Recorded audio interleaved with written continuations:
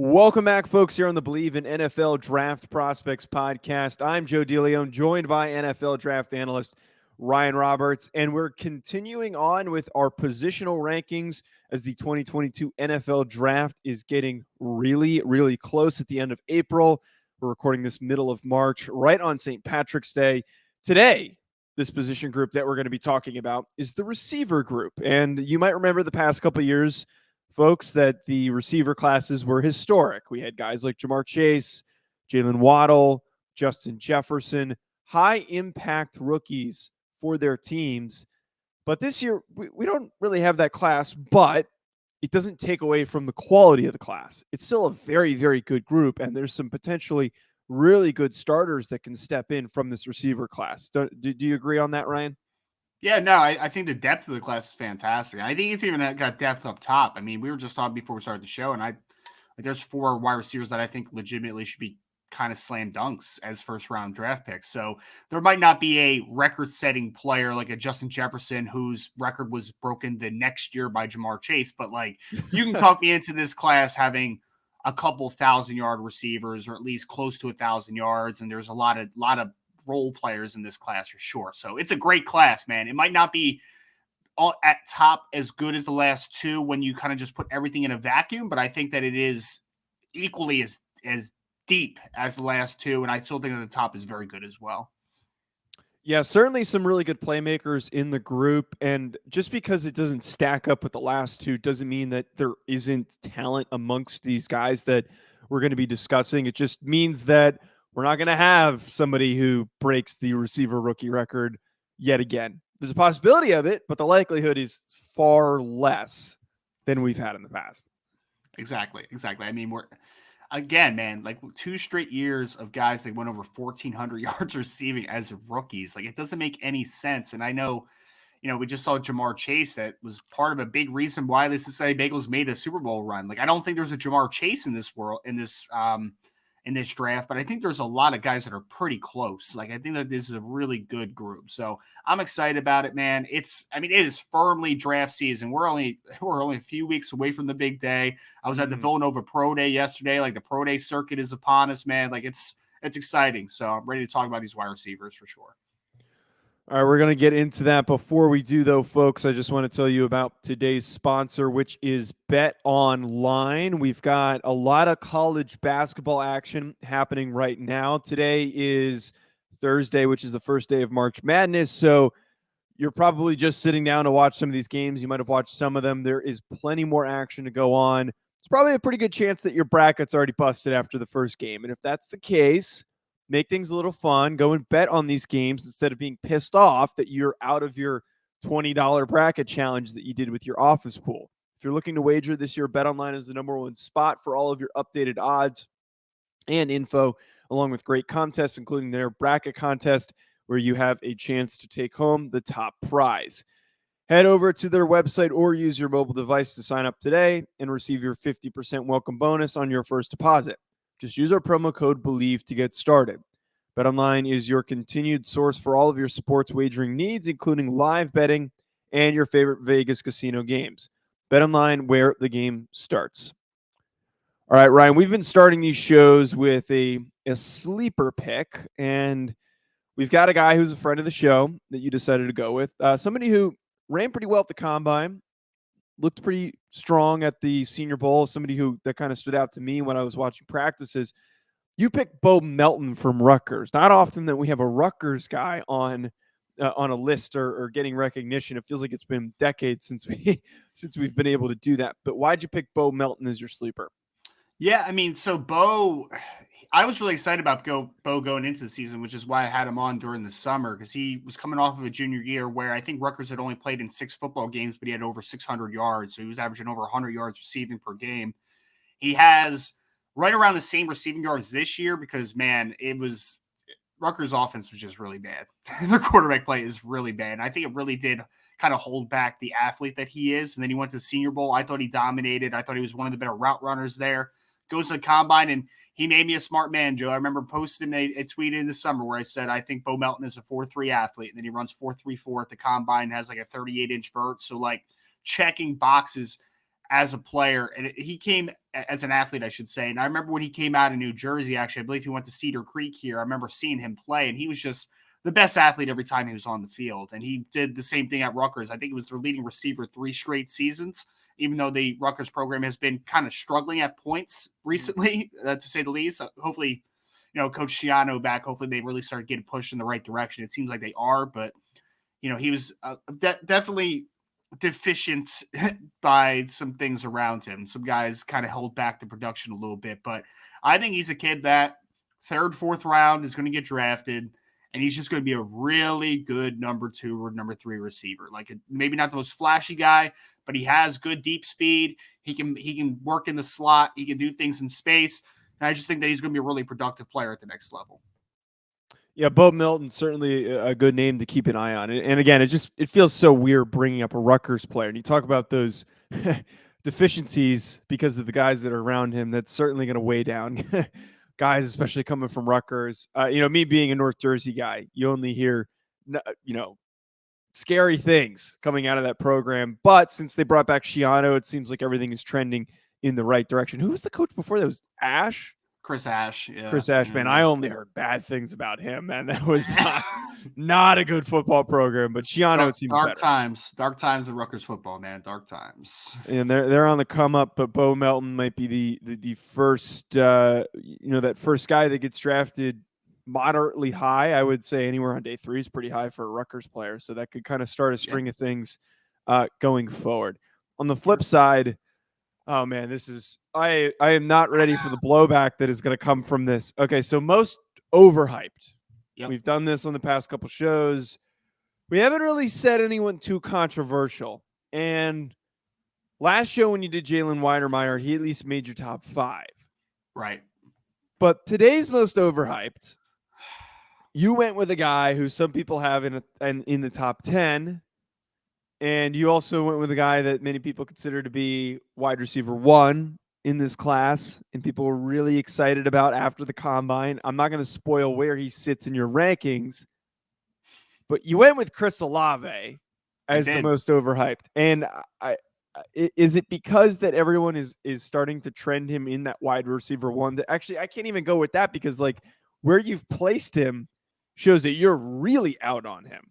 I'm not, Joe, a 2nd round grade is not really out on a player, okay? It's not like I'm saying this kid. Wait. Considering where everyone else has him, to have him outside of the 1st round, I think means you're pretty out on him. Okay, then I'm out on him, I guess. Look, he's a thinly built wide receiver who has good straight line speed. He's a good route runner. That stuff is all good. I don't think that he's a guy that's going to give you much after the catch, and he has a deficiency when you're talking about play strength. He is not going to be able to play on the line of scrimmage a ton.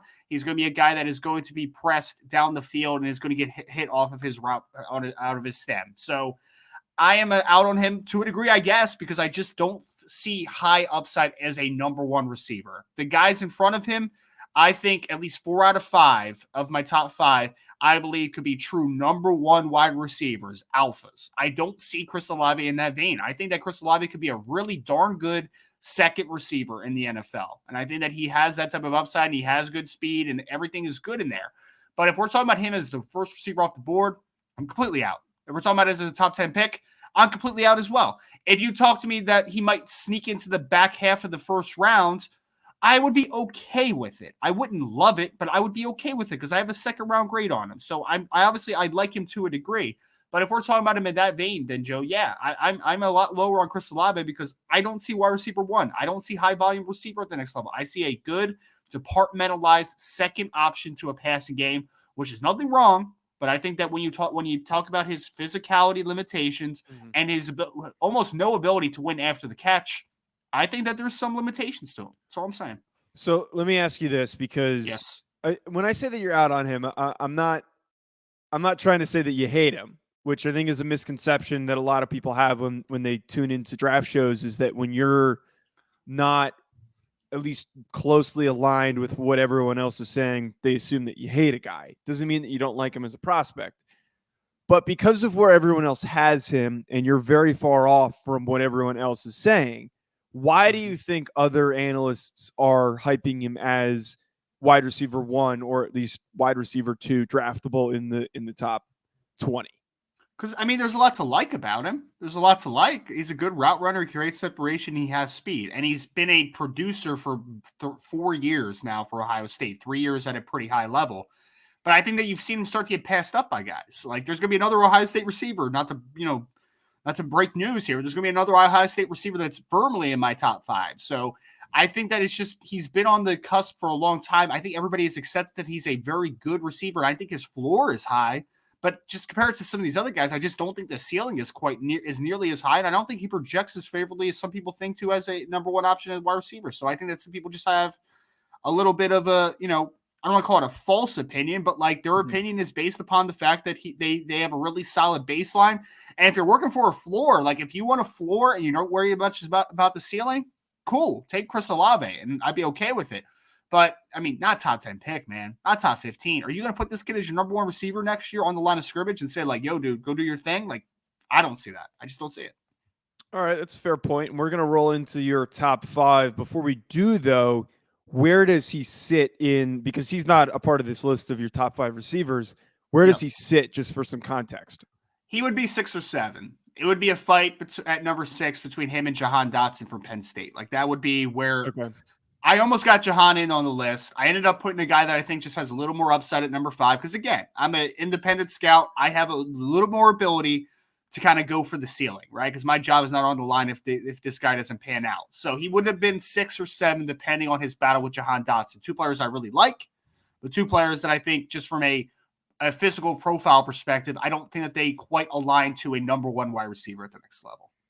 So your number 5 guy, though, once we start hitting these players, you went with George Pickens from Georgia, who I feel like not typically brought up in the top 5, but I think a lot of people have kind of forgotten about him in terms of what his abilities are. This is a tall, long receiver. This is a guy that has really good athleticism. I think he ran in the 4.4s, I want to say, at the combine. So Pickens has the traits, and you're talking about ceiling. I think he fits that perfectly, what you're talking about, because his production wasn't necessarily there at all the time, but a lot of traits. Why did you go with him at number 5? Well, I mean, he was very productive when he played. Obviously, he dealt with the injury this year, so he only played in, I think, 2 football games, if I remember correctly. He's got a long, athletic frame, former 5-star recruit coming out, and he runs in the 4.4s. He's a good athlete, like all around. And I think there's explosiveness. I think there's physicality where he has a demeanor where I say that he could be an alpha at the next level. I think that he does. There's more projection to him, obviously, because he hasn't played as much as a couple of these other guys. So you are taking a gamble with a guy like George Pickens. But I think the upside is just much at a higher level than a couple of the guys who just missed the list, which is why Pickens is in this spot. Now, my biggest worry with Pickens, honestly, Joe, is not the injuries, because he had 1 injury that cost him the majority of the season. It's not like this has been a string of injuries. My guy has gotten a few penalties on the field for some unsportsmanlike conduct, okay? There was like some instances of like squirting water on dudes and starting fights, and like he's got an edge. He's got an edge to him. He does. And if you're able to harness that edge, if he falls into the right situation, I think that you can get a number 1 receiver. But also, there's the other side where it could go terribly wrong if he's in the wrong situation. So he's the Trevor Penning of wide receivers. He's volatile. Do what you want with that. he's a volatile dude, man. He's a volatile dude. But I think the volatility could help him turn himself into a number 1 option if everything shakes out the way it can. Okay, going on to number 4, you have Traylin Burks from Arkansas. There was this buzz that this guy was going to run in the 4.3s, big, bulked up receiver, kind of not as massive, but built a little bit like DK Metcalf. But he doesn't run in the 4.3s like Metcalf does. Still has a really good combine, and I think that got lost in the shuffle because everyone was expecting him to have 11-inch hands, which he did not. Everyone expected a fast 40, which he did not have, but still a very good receiver. And I think the other thing too that comes with Burks, his like on-field speed was one of the fastest in the country or something. I forget what it was off the top of my head. Yeah, it's probably GPS tracking, I would assume. Yeah. I mean, he had that one against, what was it, Alabama, where he just like broke an angle, and Yeah, that man, he's real. Like this top four here, these are all first round players in my opinion. Like they all should go firmly in the first rounds. And Treylon is a kid who, if you go back to 2020, was used a lot similarly to how Laviska Shenault was used at Colorado. So he was basically a glorified slot receiver that they would send in motion, they would give handoffs to, they would throw swing screens, and he wasn't progressed as a wide receiver as well as the staff could have due to that. This year, I thought he got a lot better. They used him a lot more outside. He has a really big catch radius.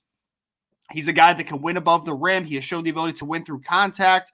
He is incredibly explosive. I mean, the speed, I think, is sufficient, especially for his size. He reminds me a lot of Demaryius Thomas. I think that he can do things after the catch. I think he's explosive. I think it's all good, man. He doesn't have 11-inch hands, but it's still 9 3/4. So he still has good hands, and everything is just plus with a kid like this. The problem is, and the reason that he's behind a couple guys is because there is some limitations as far as flexibility. This is not going to be the greatest route runner of all time. He's not going to have the most advanced route tree in the business. Like there's just going to be some routes where you're just not going to ask him to run, and that's fine because DK Metcalf has a lot of routes that he also doesn't run. But if you use him correctly, the kid is an absolute weapon. And I think that in a similar vein, not the same type of player to a DK Metcalf, but I think that if you use Traylon Burks correctly, he is a mismatch waiting to happen. And to reiterate, this is not a direct comparison of DK Metcalf and Traylin Burks, but still, nonetheless, very, very talented player in Traylin Burks. At number 3, you have Jameson Williams, who ends the season with a serious knee injury, is currently in the process of recovering from that. It sounds like his recovery is going ahead of schedule, and he should be available for the start of the season. But as we know, with a knee injury like that, I believe it was an ACL, you always want to be cautious. So he might not necessarily be available right off the bat. Whatever team he ends up on might decide to take their time with him. Mm-hmm. That does come into play on where he's going to be projected to be drafted. But at one point before that injury, he was, I think some people were saying, possibly the first receiver off the board. You have him at 3. What are your thoughts on him? And then also maybe how the injury could come into play. Well, I mean, the injury comes into play, and I'll answer that question first. I do think that he would have been the favorite to go number 1, the first wide receiver off the board. Top 10, top 15, I think was very possible for a guy like a Jameson Williams because he brings a level of speed that just a lot of guys don't have, man. Like this is a legit 4.3 kid. If he would have ran 4.28, I would have been like, I believe it because the kid can absolutely fly. So, I mean, transfer from Ohio State, who had barely played over the previous couple seasons, and then he comes to Alabama, and he is just the breakout star in college football among wide receivers. So he had a dynamic season. I think that the injury is going to cause him to go from wide receiver 1 probably to wide receiver 2 or 3. That's fine.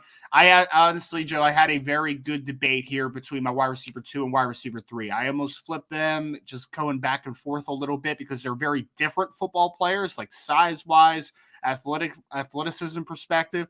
But I ultimately put Jameson here because I think that Jameson brings a level of dynamic ability that not a lot of guys bring. But also he is a smaller framed guy, so he's going to be a Z receiver on the next level. You're not going to make this guy an X and put him on the line of scrimmage. So I think there is some dependence to where he plays as far as alignments. But I think that he's dynamic, man. And if you need a deep threat, you need a guy that can make guys look just silly after the catch, breaking angles and doing all that type of stuff, being a dynamic weapon. I think Jameson could still go maybe the first wide receiver off the board because I think it's going to be easy for teams to bet on this type of speed.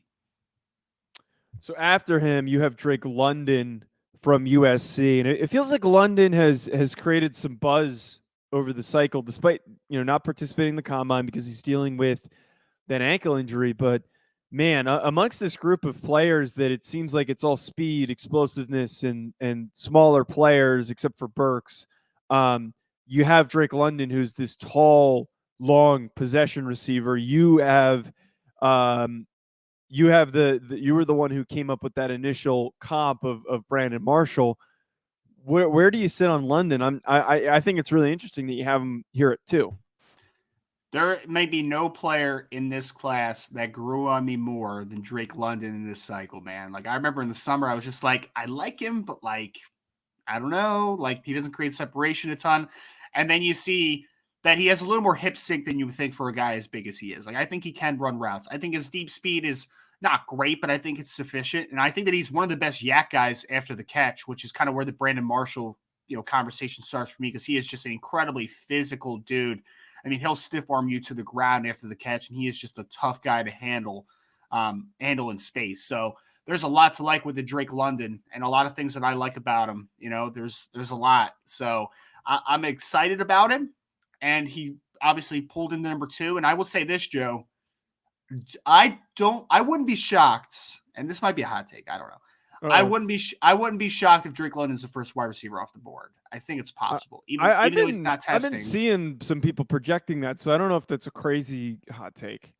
I got told by someone that is close to the situation. I can't drop names, obviously. Okay. But he may very well be in play at pick 10 to the New York Jets. Let's just say the Jets have an infatuation with Drake London. So that's just a little bit of my inside info there for everyone. Interesting. That's pretty crazy to think that Drake London could be the first receiver off the board, even though he hasn't participated in any of the offseason happenings, unlike some of these other guys. But someone who did participate, who is your number 1 receiver, Garrett Wilson from Ohio State. In your eyes, the better Ohio State receiver. He had a quietly really good combine because everyone was geeking out over how Olave ran in the 4.2s. The number was faked. And then Garrett Wilson, ironically, runs a faster time than Chris Olave. But why are you higher on Garrett Wilson over Olave, and why do you think he stands out as number 1 amongst the group? I've been talking about it for months, man. Like, this is my draft crush. Like, it really is. This kid, there's only one wide receiver because, I mean, I've already talked about it. Traylon Burks, I think, can win after the catch, and I think that he can win at the catch points. We talked about guys like George Pickens, who are a little bit of the same. We talked about guys like Chris Olave at the beginning that can win as a route runner and a little bit with his deep speed. We talk about guys like Jameson Williams who can win vertically with that big-time speed. But I think there's only one player in this class that can win in every one of those ways that I just mentioned, and I think that's Garrett Wilson. He can win after the catch. He can win at the catch point because he's a springy athlete with very strong hands. He can win as a route runner, and he can run past you. Like, he can do all those things, in my opinion. I was a little surprised that he ran 4.38, but I thought he was going to be in the 4.4 somewhere, but still. You see the speed, you see the explosion, you see the flexibility. He's got strong hands. I think his hands were just as big as Treylon Burks, which is pretty absurd to think about, nuts. Right? Yeah, only at 5'11" and 6'8". So really the only thing that people can poke holes in is that he's 5'11" and 6'8", and he's not 6 foot. Like, okay, dude, that's all work. This kid for me sounds like me on my Hinge profile. Because I put him 6 foot, and I'm sure Garrett Wilson's got that on his roster. Oh, absolutely. But then you show up, and they're like, "This guy's not 6 foot." I mean, there's been way worse listings in the world. But I remember when I remember when Eric Berrier, his thing said he was 6'1", and he's like 5'8". Oh yeah, don't do my man Eric Berrier like that.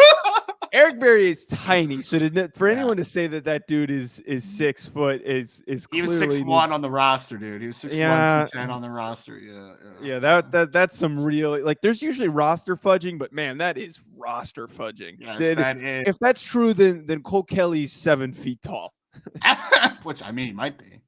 She'll play basketball instead of football. Yeah, but sorry, you're getting me off track, man. Sorry, Garrett Wilson, wide receiver 1. I see a lot of Antonio Brown in his game. Luckily, I think he's got a better head on his shoulders. So I see a lot of that type of profile in him. Yeah. Yeah, it's scary to mention Antonio Brown as a player comp, but I mean, still in terms of his athletic capability, yeah, it's a great comp because Antonio Brown at one point before he went absolutely insane was really, really good. The best receiver in the NFL before he went really insane. So. Yeah, pray for Antonio Brown. Ryan, you did miss one guy that I just want to hit on before we wrap up. Jahan Dotson from Penn State is just on the outside. And for any of our listeners and Penn State fans wondering, where the hell is Jahan Dotson? How come he didn't factor in to your top 5? And you mentioned that he was a close 6 or 7, tied with Chris Olave. Where do you see him slotting? Yeah, I mean, so Jahan Dotson probably would have been 6 for me. It would have been a question between him and Olave. Jahan Dotson is another one similarly to Drake London, where I was very hesitant going into the season. very hesitant. But I thought he really improved as a route runner, ability to line up all over the place. Like in 2020, I thought they kind of just used him as like a catch point dude, which was weird at 5'10", 175 pounds. He reminds me a lot of Emmanuel Sanders. I think he has a chance to be a really, really good number 2 receiver on a good football team. Like that's who he reminds me of. He just has this very clear understanding of how to attack blind spots, get in and out of breaks, create instant separation. He's not the biggest guy, so there's going to be some deficiencies as far as his play strength. But as a departmentalized weapon, I like Jahan Dotson a ton, and I think he's a firm second-round player. Throwing out a lot of really good comps this show. A lot of good comps for in terms of that you're throwing up quality former NFL players as comps is what I'm saying. It's a really good class, man. It's a really good class. Ask me about my comp to Christian Watson. Go ahead, do it. It's Tim Patrick. No. Who was your comp for? That was Connor Rogers. Actually, I did like that comp from Connor Rogers, though. By the way, I think that's a great comp because I don't think Christian Watson's going to be someone's number 1 receiver. I don't think I hype up Christian Watson a crap ton. Oh, but I don't think he's a number 1. All right, wait, we're not allowed to curse. I'm not allowed to curse. Somebody put a review that we curse too much, which I never do, except like once in a while. Except right now. When I almost just did. But I hype up Christian Watson, but I don't. I'm realistic in the sense that I know that he's not going to be like an elite top 5 receiver or someone's number 1 receiver. He's a really good piece, like Tim Patrick. Like Tim Patrick's great. He's the 3rd receiver on that team. Tim Patrick's is one of the most underrated good football players in the NFL, man. Like he's just good at everything. Yeah. I was gonna say Tyrell Williams. Tyrell Williams was a really good deep threat, long guy. Like it works, man. It works with how he wins. Like that was exactly how he's used at North Dakota State. Well, yeah, but I'm talking about the quality of player. I'm not talking about because when Tyrell Williams plays, he's one of the better deep threats in the NFL, and he's 6'4" with long arms. Like that's just what I see with the Christian Watson personally. Where did he go to? Western Oregon. Went to a small school, yeah. That's I like that comp. I think that is a pretty good comp for him. Ryan, that's going to be it from us. We've got more positional rankings coming for you next week. Enjoy March Madness this weekend, folks, and also enjoy St. Patrick's Day celebrations. If you are not already currently drinking, make sure you start drinking. Talk to you later, folks. Enjoy the rest of your day.